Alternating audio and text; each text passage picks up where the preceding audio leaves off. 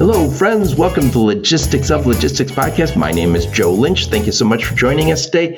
Today's topic is Ryder 2025 Freight Insights with my friend Kendra Phillips. How's it going, Kendra? Hi, Joe. It's going well. How are you doing?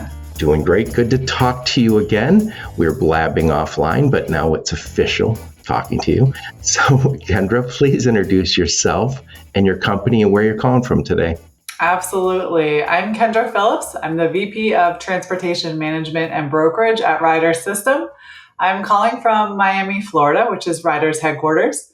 And for those of you who don't know Ryder, Ryder is a supply chain logistics company. So we do warehousing, we do transportation management, we do brokerage, and we also have the fleet side of our house where most people know us for, where you can rent and maintain and lease commercial vehicles. Whoa. Say that all one slower this time with a little more detail, if you don't mind. So I might have a question in between. Absolutely. So we do warehousing, transportation management, dedicated management, brokerage and then we also have our fleet side of the house where you can lease and maintain and rent commercial vehicles, commercial trucks. So there's a lot of companies that in this business that they're probably saying, yeah, I lease my trucks from Ryder already, so I know them from that. Yes. That's how most companies know us. A lot don't think of us as a supply chain company, but we're actually a leader in the market, both on the warehousing, transportation, and actually the dedicated side as well. I told you this before, and I think anyone who's in the Detroit metro area in automotive, like I passed, I was positive that Ryder was a Detroit company because they had all of the automotive business. And I know you have still a very big footprint, but you've grown in other industries, but Ryder was the big dog and probably still is in automotive. That's how we got our bearings in supply chain. You're absolutely correct. That's our history. It's our longest service outside of the truck leasing and rental and maintenance. It's the automotive industry. And you're also correct. We have a huge facility up in Novi. It's one of our homes away from home for sure. Yeah, I'm supposed to go meet Gary Allen over there because I see him at Manifest every year and he said, let's have lunch. We live 15 minutes away from each other, but I'm not too far from Novi and even closer to his house. But anyway, what parts are you responsible for within Ryder? I run transportation management and brokerage. So I always say it's anything that's not running on a Ryder asset or in a Ryder warehouse. We tend to manage the entire transportation network for most of our Fortune 300 customers. And when I say entire transportation network, that's usually US or North America based. So any goods that they're moving will come through us and we'll manage that on their behalf, procuring the carriers for them, negotiating the rates, managing the different market conditions. We'll actually manage the day-to-day operations, so making sure that the carriers show up on time, leave on time. If there's issues, deal with those issues, make sure everything gets delivered when expected. We're going to do all of the carrier payables and customer invoicing. We'll audit all of the carrier invoices for them as well. And then I think the most important and valuable part is we take all of that to create our data analytics and our business intelligence and use that for continuous improvement with the customers. So where do they have opportunities to lower their costs by potentially making some of the changes in their network or in their day-to-day operations? So that's something we're really focused on with our customers. That's the heart and soul of our transportation management offering. And then we also have our brokerage arm, which I think you're aware we recently acquired Cardinal Logistics. And so brokerage was one of their offerings. So between their brokerage and ours coming together now, we are now our top 50 broker, which is something we're really proud of and allows us to offer more flexibility to our customers, especially our transportation management customers. So it's a really nice addition and growth of our service offering. Yep. Kendra, when I first came to this space, I was from an automotive guy, which I always say it's the biggest, baddest supply chain on earth. So I thought I knew something. And when I came to the space, I was at a 3PL, and I kind of came to the conclusion over a few years that as the internet and all the technology companies that allow you to match loads and all that became better and better, we would have less brokered freight. And I even said it, I don't know which podcast, but I've said it on my podcast that I think over time we won't need as many freight brokers because, and I'm not one of those people who says you're just a middleman because you don't get to be the middleman unless you add value in the middle. But from what I'm seeing, and there's not a ton of data on this, but from what I'm seeing and hearing, a larger percentage of freight is brokered now than 10 years ago. Why is that?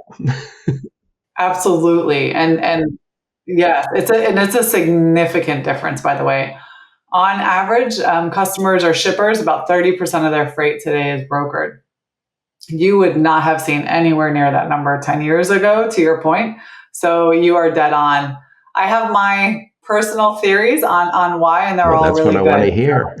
Yeah. So one thing for sure is I think the boom of the ELDs and technology in the truck. Right, 10 years ago, that didn't exist, and that was a huge hindrance to brokering because traditionally brokers go to smaller carriers, and if smaller carriers don't have any tech in their truck, they used to not.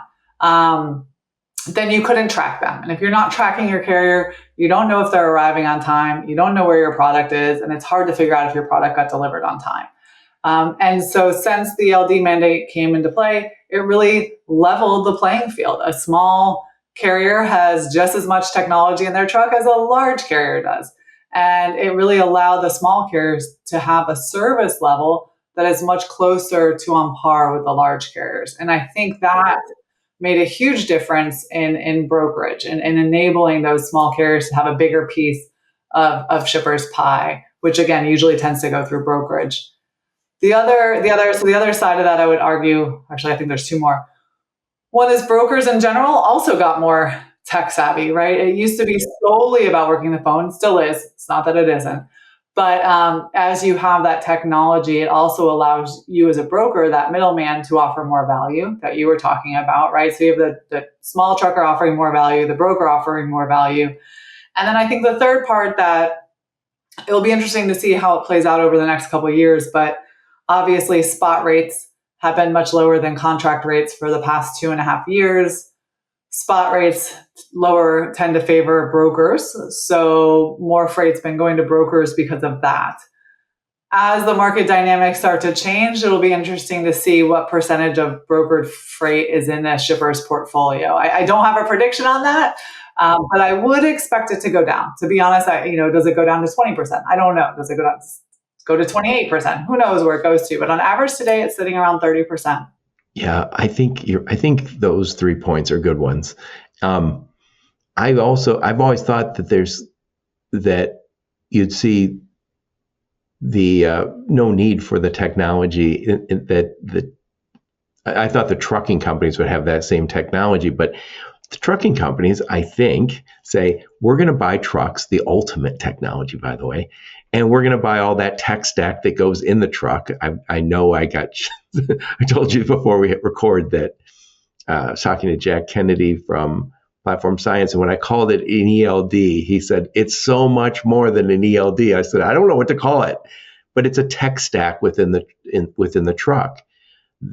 So those are the investments they want to make. And I can see, the largest companies are going to say, yes, we can afford all the investments. But if I owned a trucking company, I'd be very tempted to say, I'm just going to focus on trucking. I don't want to buy all the stuff that the brokers I work with have. And by the way, I get phone calls from little carriers all the time say, this is exactly the word they say, I just want good shipper freight.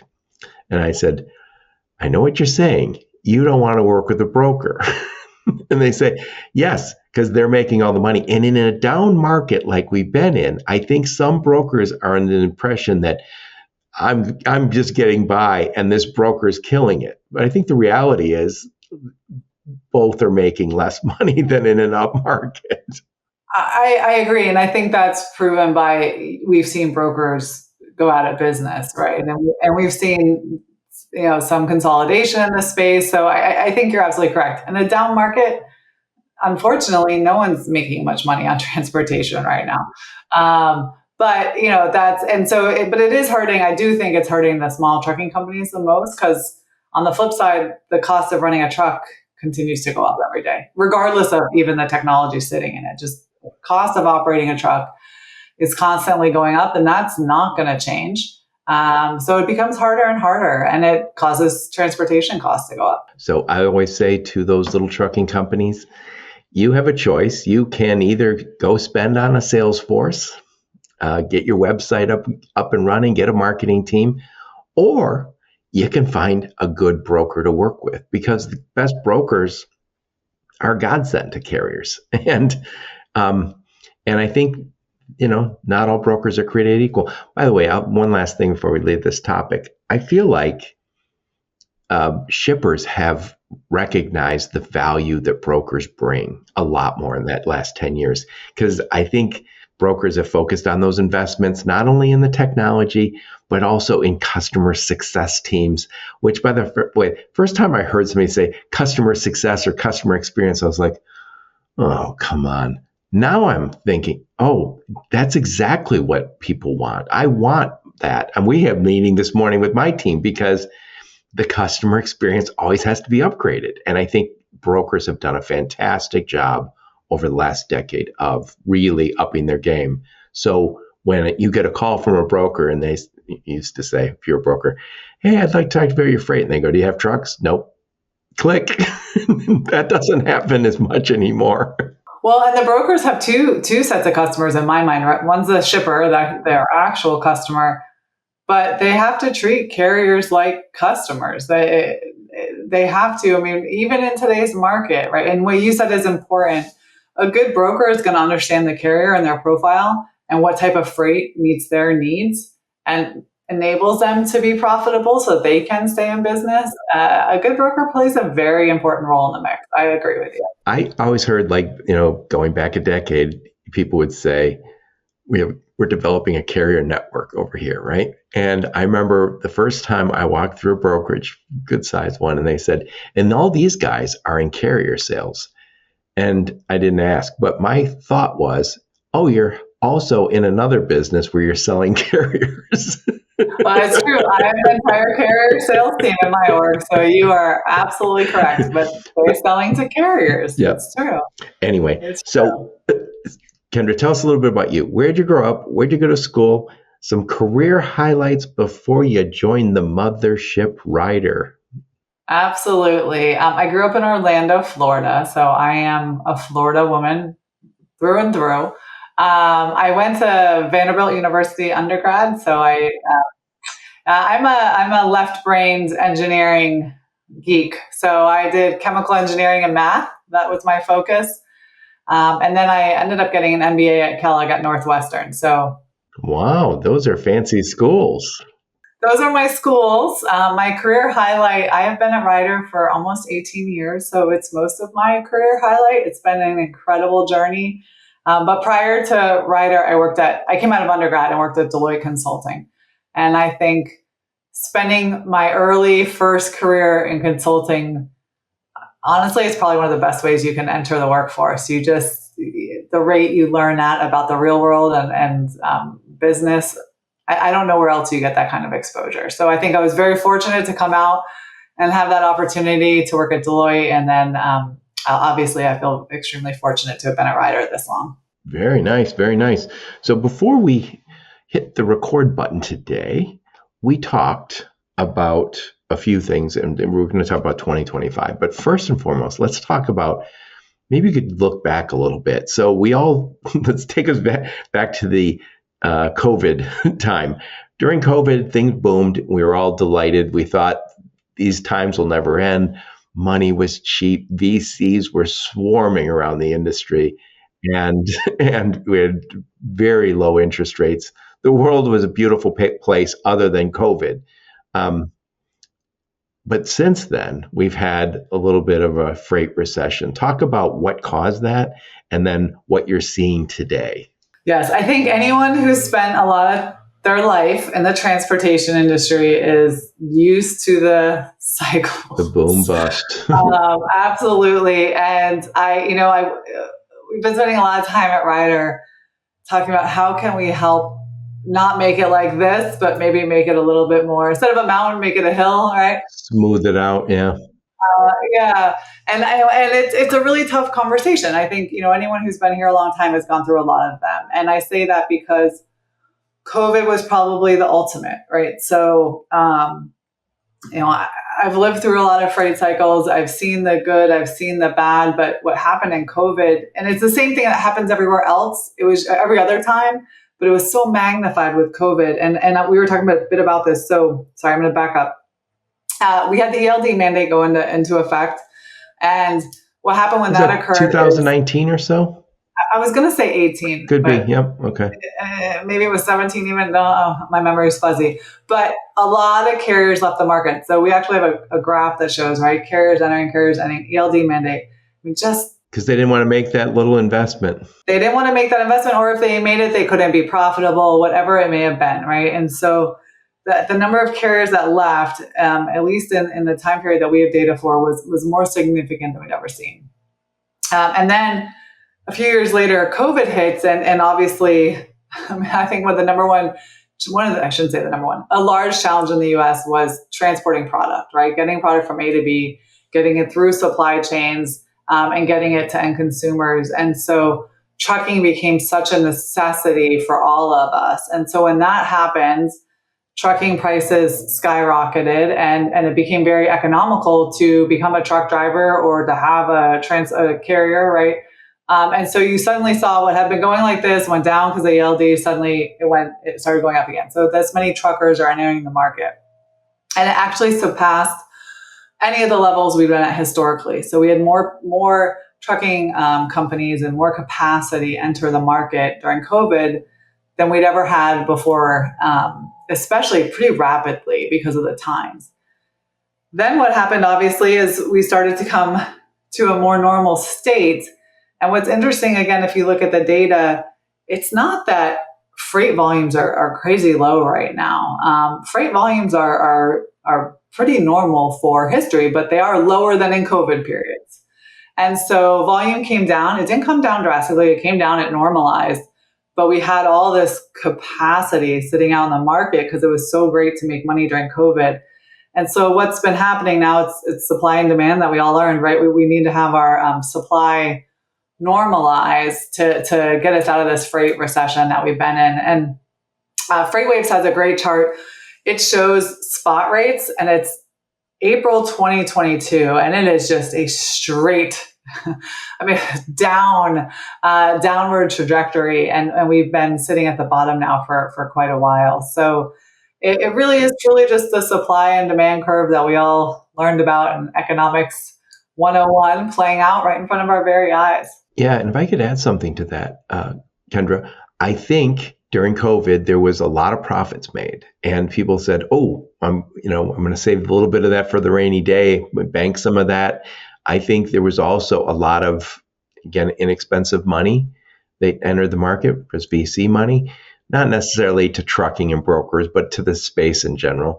And then the government was sending people checks, and so it created this time that was so good that when the time came for armies to leave the field, meaning some of the carriers to leave or existing trucking companies to shed a few trucks, they were still a little flush with cash. So that bust cycle took longer to normalize. It has, and by our calculations, it's about 2 years is what we think companies could hang on for based on the extra cash they had. So you're correct in what you're saying, right? There was a lot of ways to get cash. And if you were smart with that cash, you could stay in business a lot longer than historically because of it. And I do think that's what we're seeing. Yep. So have we hit bottom? It's an interesting question.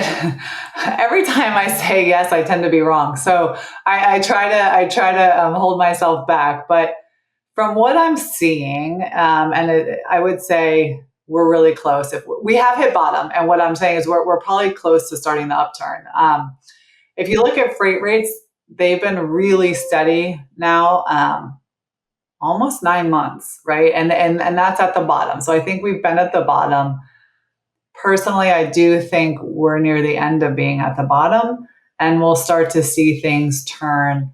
But there's been some of the indicators are a little hard to look at because there's been a lot of disruption in the market, right? I think the number one thing over the summer, if you looked, freight volumes were sky high and spot rates were going up significantly. And it was, I got excited. I was like, oh, this is the end. We're done, right?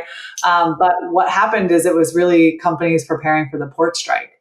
So everyone was bringing in their freight early, and you can see it because the California volumes out of California were huge, right? So everyone's bringing in their freight early in case the port strike lasted a long time. And that's really what caused the uptick over the summer. So I got excited, and then it turned out, it was mostly due to that. We actually saw August and September were down a little bit, and then you had the hurricanes hit, and again you saw things start to increase again. And then we got through the election. I think people took a deep breath there as well, just because it was done. But so there's been a lot of things that are playing with the market. So it's a little hard to always make predictions based off of the data we're seeing. But at this point, we've been clearly at the bottom for long enough to say, yes, we're at the bottom.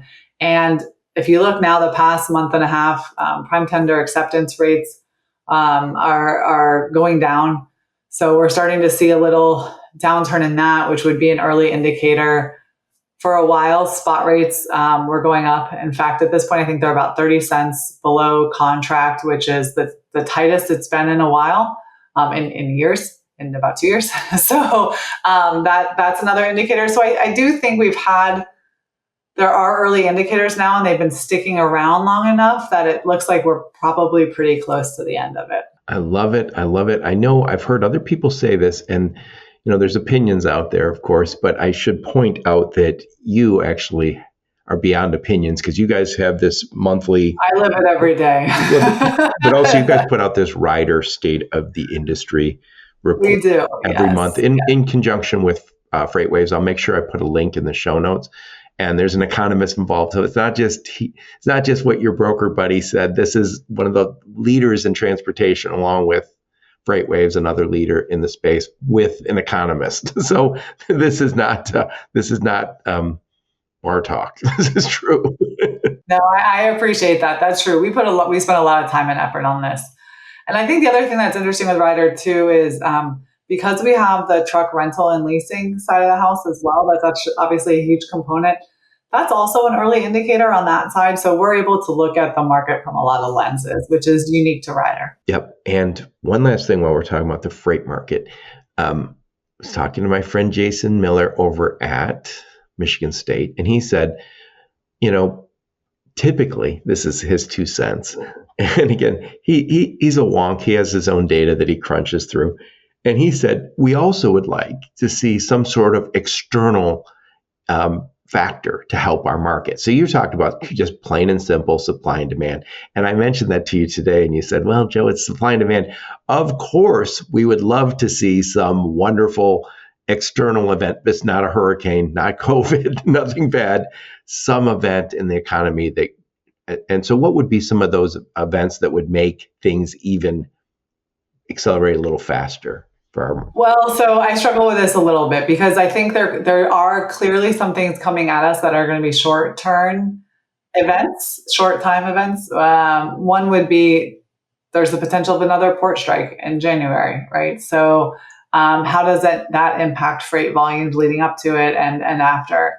If the tariffs go into place, we could see a huge uptick of freight trying to get into the U.S. before that were to occur. So I do think there are some events that could be disruptors, but I don't think either of those would change the longer term projection, right? They're going to be short term spikes and then things normalize. I struggle to imagine what would have a really long term impact other than just the supply normalizing, to be transparent. Yep. So, and again, I talk here as if I'm talking only to logistics companies and logistics providers. But if you're a shipper, this has been a really good time for the last 2 years because you've had really good companies anxious for your freight. And during COVID, they might have not returned your call. And now all of a sudden, of course, Ryder would. But um, now all of a sudden, everyone's like, hey, please talk to us. Yeah, it's a good time to be a shipper for sure. And I have to wear both hats because I talk to shippers and carriers all day. So it is a very good time to be a shipper. But if the market tightens, those dynamics will start to change. Well, and that's what I wanted to talk to you about next. So let's assume we're talking just to your shipper buddies here. And we're looking at 2025. What would be your advice for, and by the way, I should also ask before we get any further, who is the sweet spot for Ryder? I know you guys work with a lot of companies. Who's the sweet spot for you guys? On the transportation management side, our customers tend to be the size of Fortune 500 companies or Fortune 500 companies. You'll see it's usually the big names on those lists.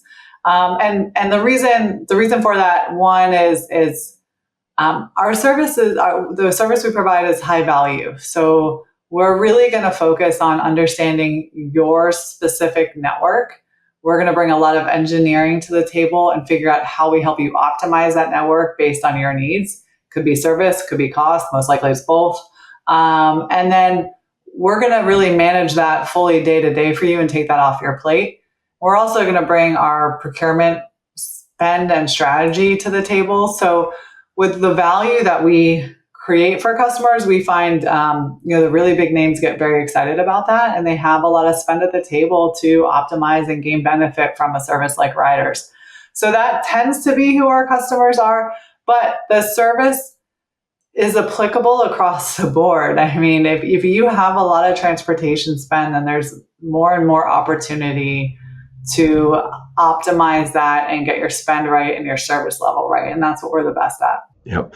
And I think there's a lot of large companies. I talked to you about one before we hit the record button, who I think during COVID realized the importance of having an established relationship with a big player, with a significant player. Because when all of a sudden supply chain was in the news, and all of a sudden, for the first time ever, people go, hey, you work in supply chain. What's going on? My dad finally knew what I did is what happened. Jim Tompkins, who's got to be well into his 80s, was on my podcast, and he said, I've been married, I think well over 50 years. He goes, for the first time ever, my wife said, now I kind of get what you do. Here's an industry legend. Anyway, so assuming right now we're talking to some of the people in your sweet spot, the larger shippers, what advice would you give to them? What advice are you giving to your customers coming into 2025? Yeah, so I mean, as I'm saying, I think the market will start to turn. I think that will not happen for a while.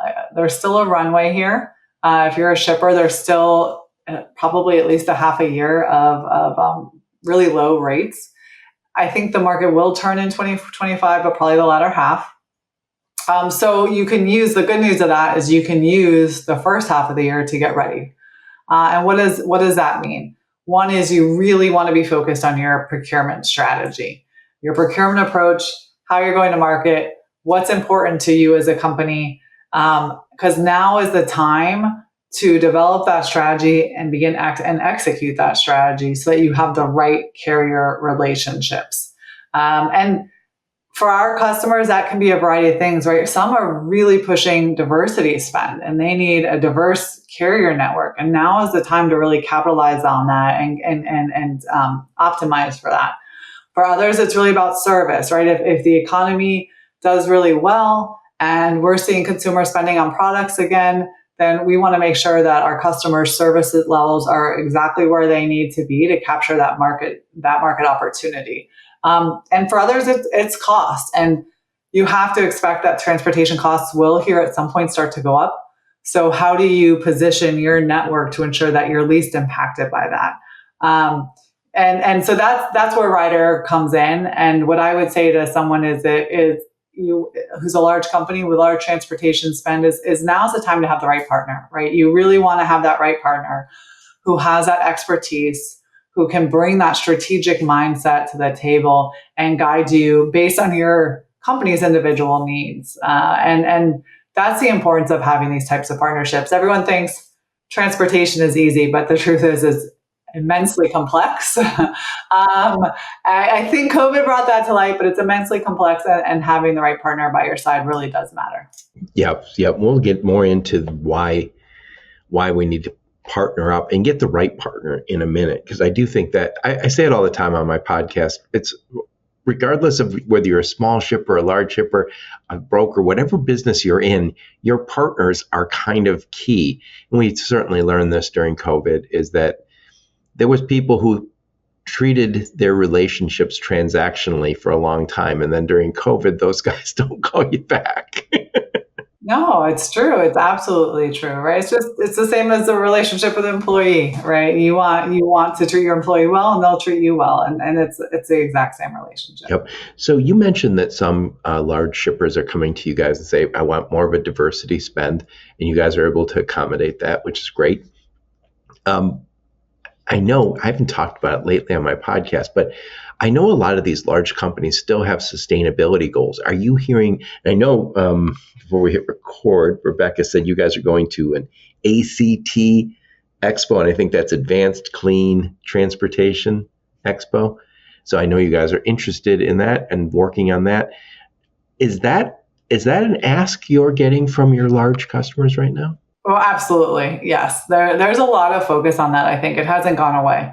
And in fact, right now, I think people have time and energy to spend on it because it's less chaotic for a lot of companies.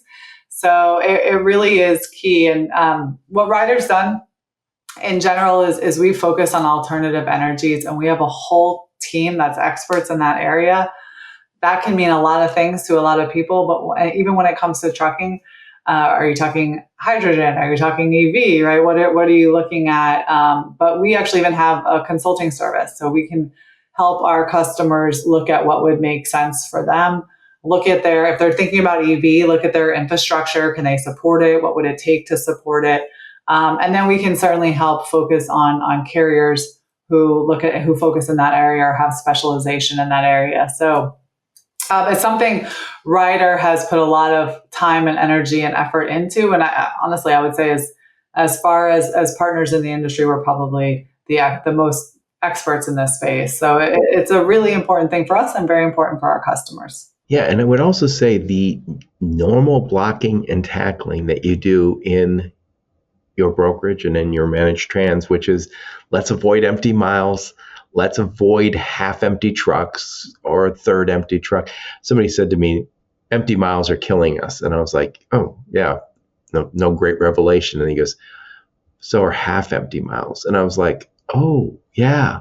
How many trucks are driving down the road half-empty? And this is why you need a transportation provider that can do, it's like a Rubik's Cube. It is not easy to have a full truck. And I just before COVID, I was down in Mexico and San Luis Potosí.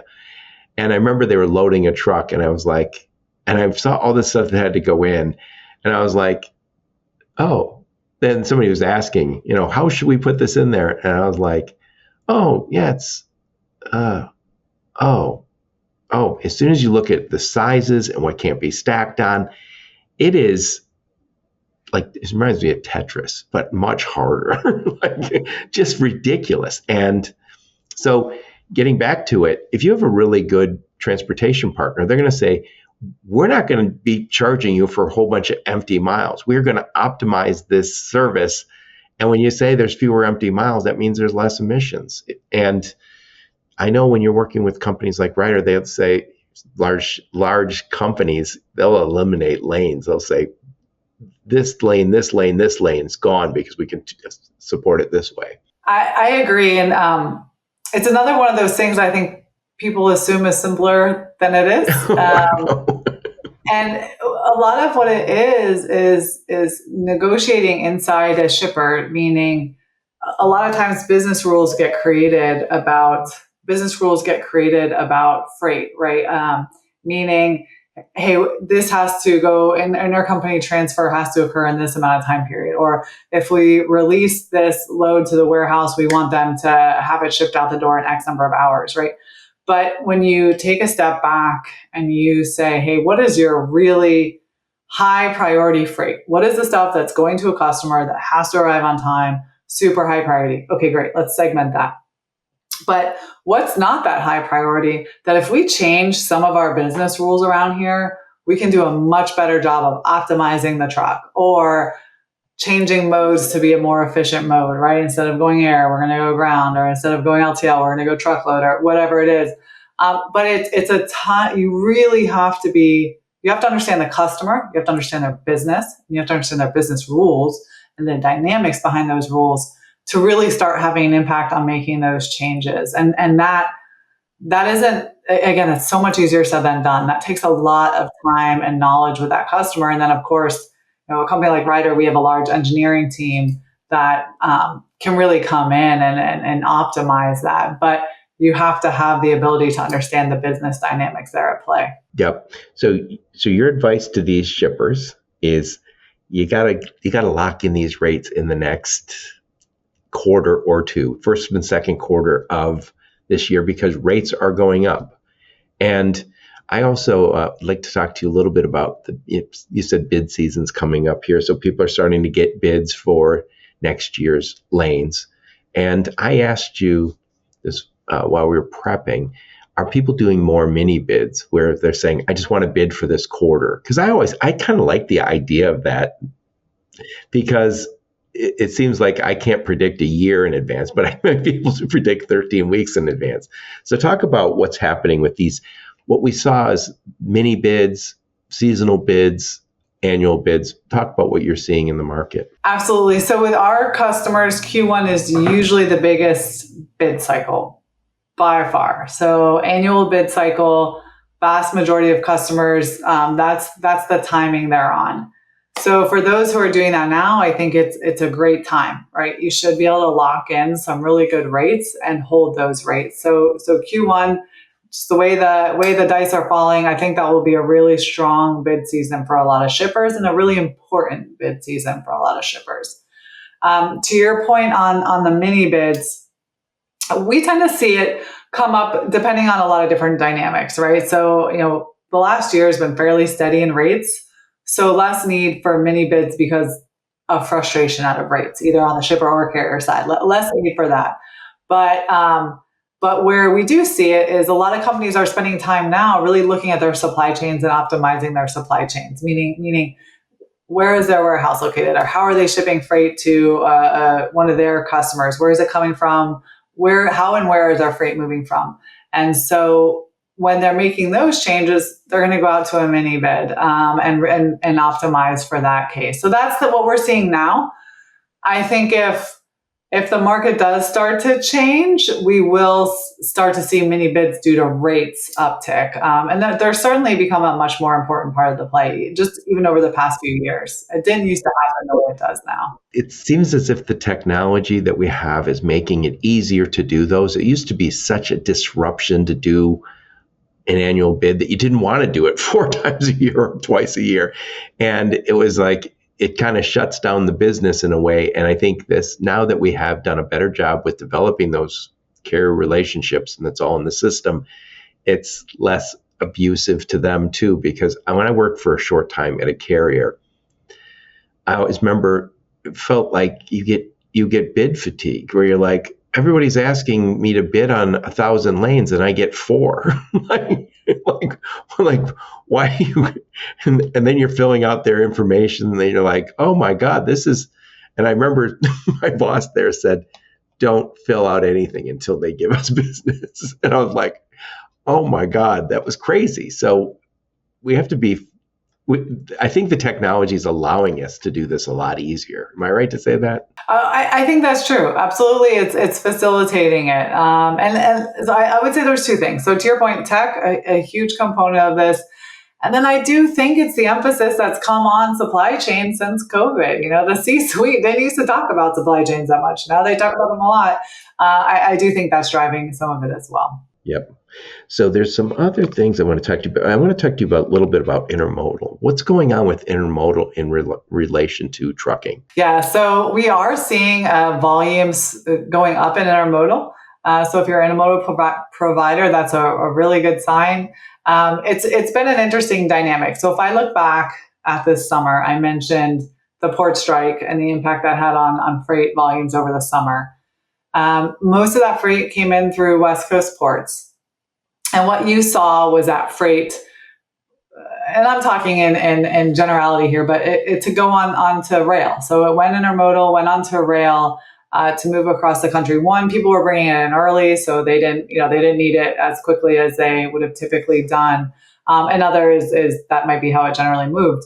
But we were able to take all that freight and put it into intermodal, and you still did not see a large impact or really much of an increase in rates at all, which tells you there was a lot of available capacity out there in the marketplace for rail.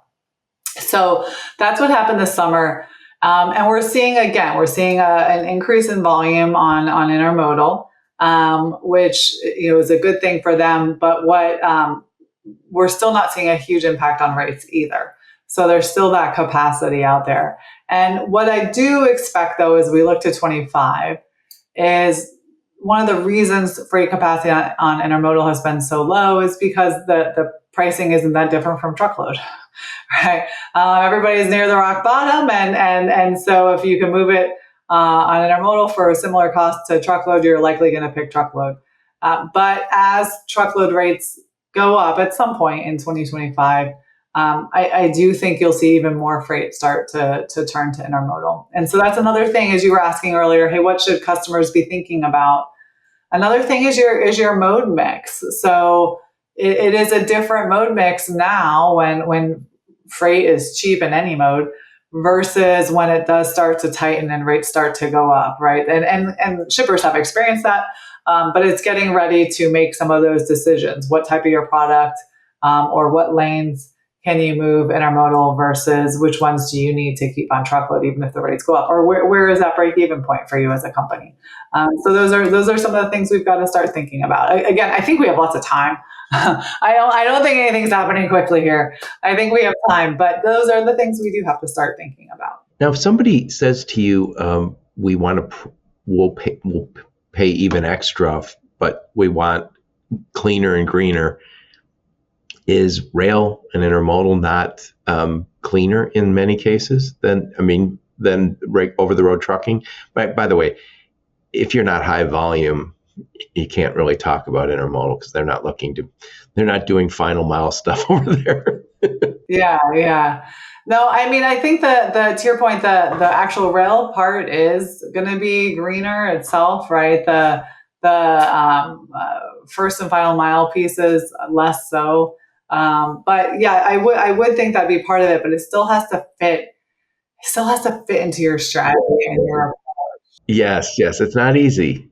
I've advised people and even tried to get on stuff on rail before. It's not always easy. And not so long ago, I talked to my friend Martin Liu, and he does some intermodal network type stuff.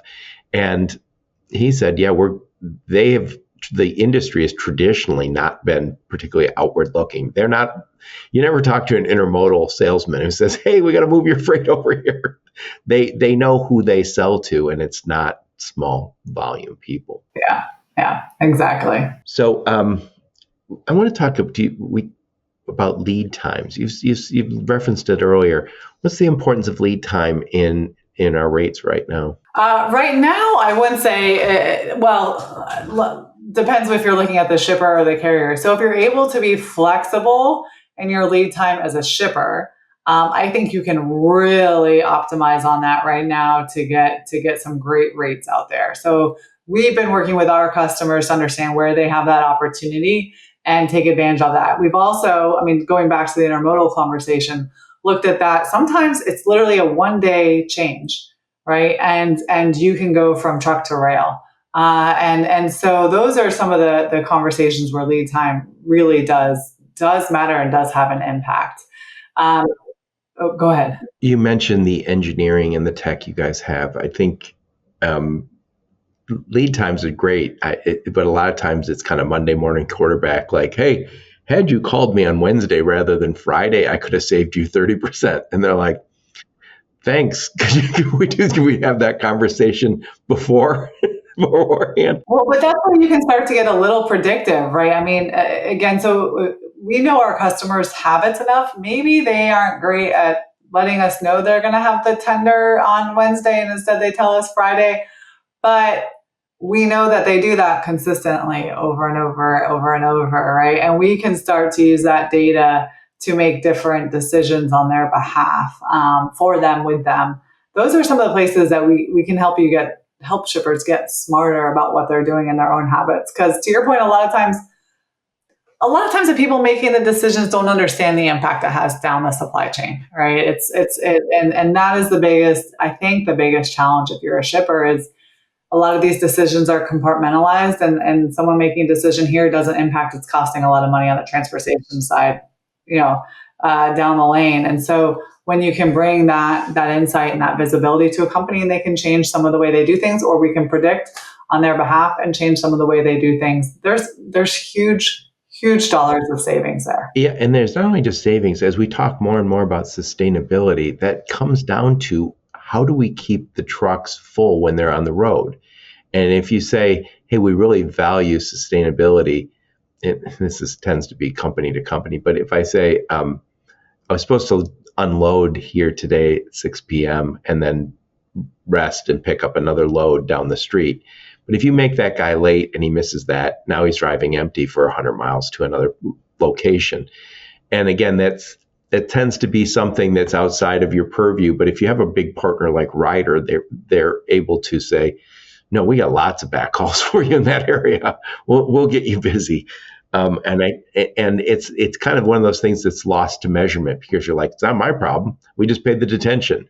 Well, we also ruined that driver's week, and we didn't help the environment any. So it's easy to say we're clean and green because it was somebody else's hassle, and the frustration for the driver, that's somebody else's hassle. I think we need to have a conversation a little bit in our industry about, could we prioritize around a driver dropping off rather than my dock likes to close at 3:30 every day?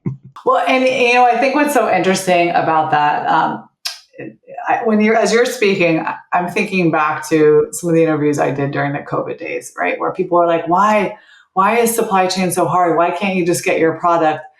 And my answer was always the point you're kind of hitting on, which is there's so many different players that are involved in getting a product from point A to point B, and they don't have the visibility to the impact they're having to each other, right? So it's dead on to your point of, hey, so because my warehouse is running a little bit behind, I make this truck sit. I think I'm paying a fee for that, and that's the extent of it. But the truth, to your point, is actually it creates an entire series of consequences down the road, right? There's externalities. Ways. Yeah. And we don't, as an industry, have a good way of understanding that, right? And that truly is, it truly is the complexity of our industry, is the number of touch points and handoffs and the impact that we all have on each other, and really bringing that visibility to the forefront. And I'm not going to say we've solved that one, because I think that's a huge one. That's probably the challenge of the industry, but you're right. It's the more and more we can bring the visibility to that amongst players, the better off we'll all be. Boy, I'm looking at the time. I could talk to you all day about this, but I know you wouldn't like that. So I want to talk to you about the impact of AI in our space. I had this conversation with you last year at Manifest. We were talking about, because at Manifest, everyone's like, AI is doing this, AI is doing that. And by the way, I'm never going to say that's fake or that's hype, because some people are doing more than others. But we were looking at it together, and I remember talking to you about it. Now here we are 10 months later. By the way, we will both be at Manifest as usual. Ryder's a big sponsor there, I know. So great event. You guys bring, I don't know, 50 people there? We bring a lot. It's true. I don't know the numbers, but it's a lot of us. It's a lot. So talk about what's going on with AI in the market. Yeah, there's a lot of opportunity for it in the transportation space, both in transportation management and in brokerage. And I think one of the big places we're seeing people actually implement it and not just talk is large language models. So what I mean by that is if you're calling up to a company and wanting to say, "Where's my order? Where's my truck? Right? What's the latest status?" It's a huge opportunity there to use AI to give those answers and give them in an effective way, and it feels like you're talking to a human. Um, the other place we're seeing it, and there's a lot of articles and things out there, is in brokerage, leveraging it in brokerage to actually obtain the opportunity to get freight or to find carriers. So what we tend to see is it's used as the initial entryway, AI is, and then once there's a real, I'll call it fish on the hook for probably lack of better words, then that gets handed off to a human to finish the opportunity. So it helps reduce costs, which is important in today's space, and then it allows you to still actually have a very high success rate. So I think those are the two real practical, tangible uses we're seeing happen in our space. And there's a ton of things out there, but those seem to be very real that a lot of companies are grabbing onto. Yep. And I know I've had this conversation with you before about the whole idea of dirty data.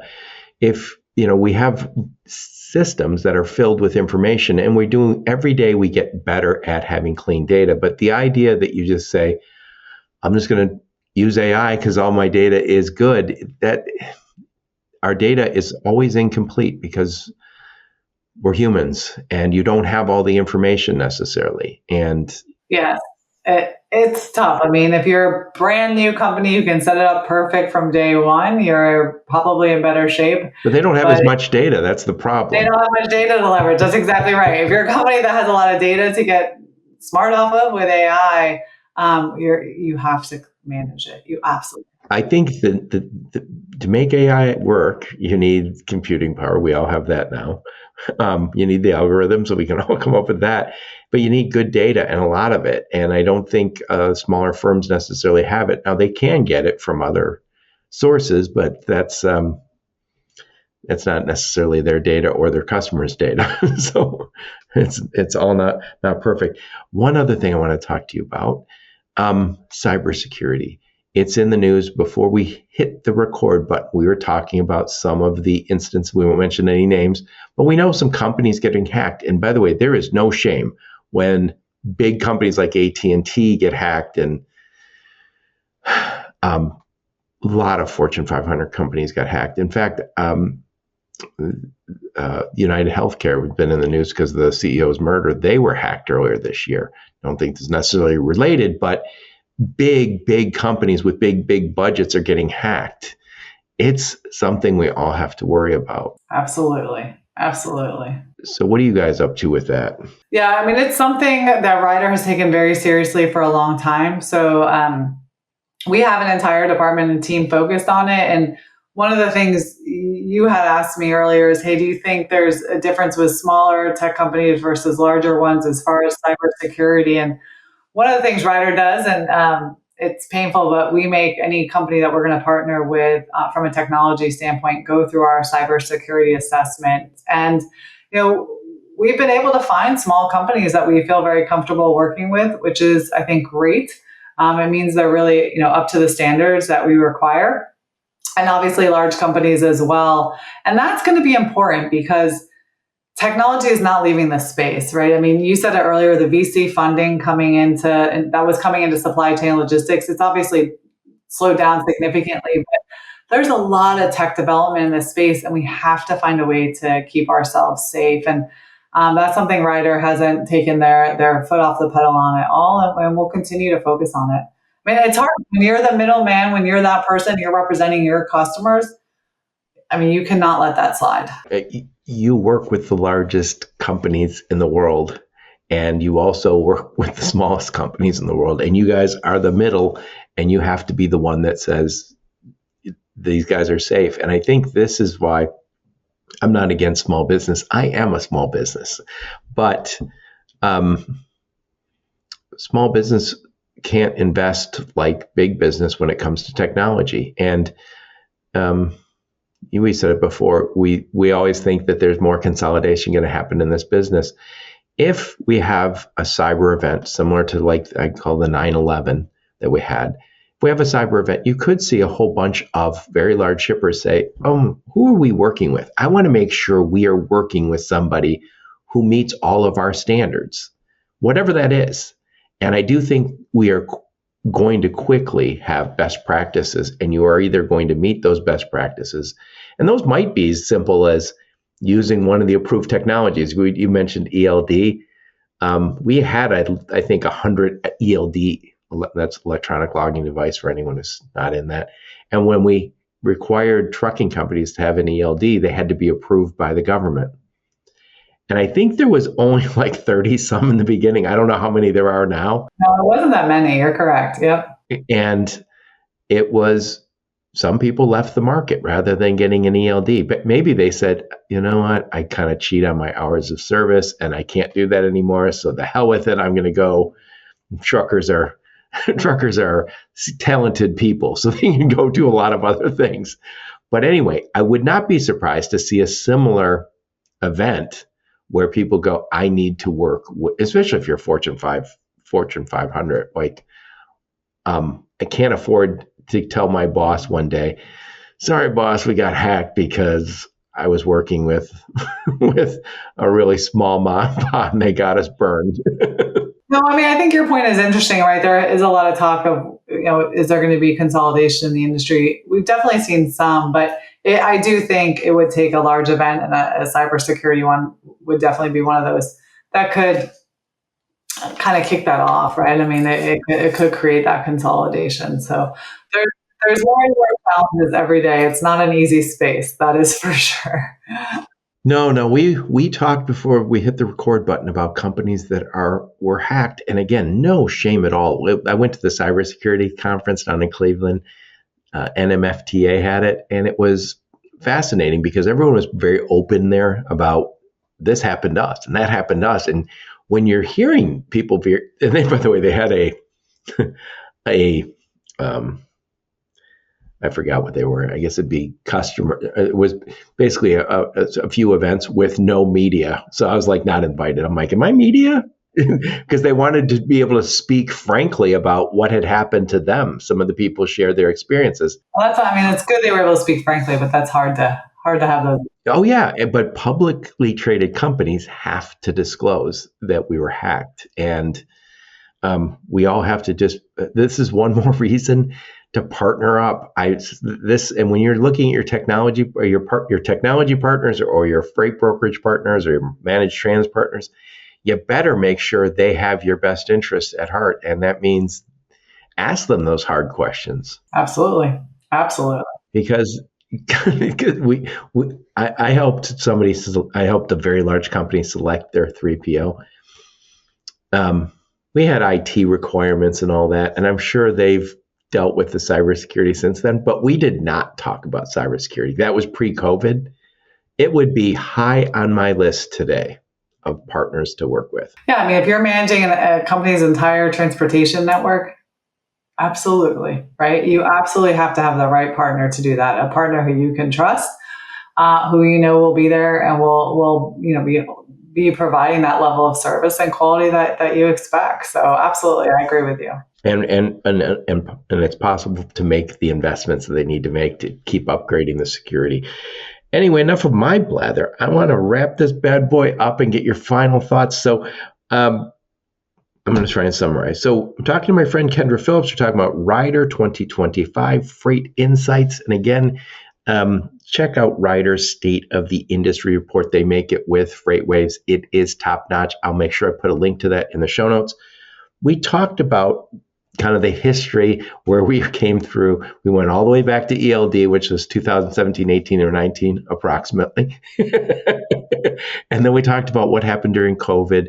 And then more importantly, what happened after COVID, where we had a boom that was unlike any other boom, but then the bust took longer. And that's what we're needed some armies to leave the field, some trucking companies to shed some assets or some to go out of business.